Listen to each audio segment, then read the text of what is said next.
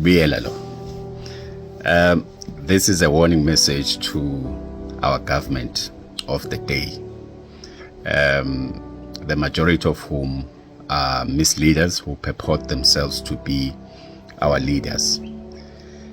Our country is in chaos, and these are the results of mismanaging the country and not doing what the people are asking for. What you see happening in the country, the marches that are happening in the different provinces, is actually the calm before the storm. For those of us who've lived long enough, we've seen this movie before. Those of us who've lived in the 80s during the political uprising, we've seen this movie, we've seen the script. So you will dismiss the marches at your peril.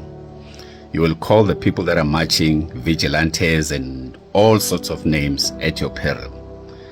And I urge you to do something about it before this country goes up in flames. Number two, to our foreigners, legal and illegal.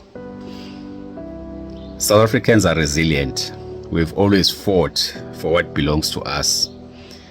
Whatever gaslighting, demeaning words that you say towards South Africans, they won't change anything. South Africans have always gotten what they wanted. South Africans are fighting for the soul of their country.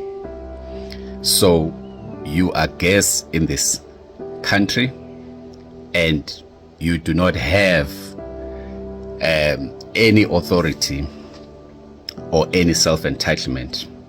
So just let South Africans do what they need to do to fix their country, for the betterment of their country, for the future of their country. I'll give you a few examples. If you just came to South Africa a few years ago, this is not new. It all started in 1879 when the Zulu warriors defeated the British with shields and spears against cannons. In 1906, the Bambata Rebellion, where Bambata Kamancinza fought the British colonial rule. And these were the same Zulus that some of you are calling vigilantes today. Then in 1956, the passed laws when the women marched to the union buildings to fight against the passed laws. We had this again in 1976 when the youth fought against poor education in the Soweto uprisings.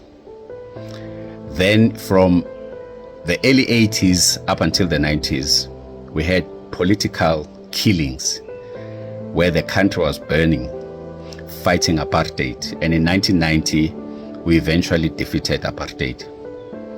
In 1994, we got our independence.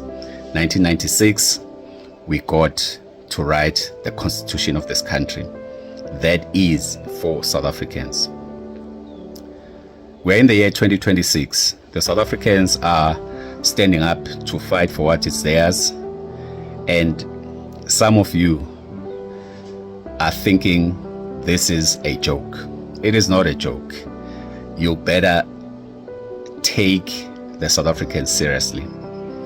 This is the calm before the storm.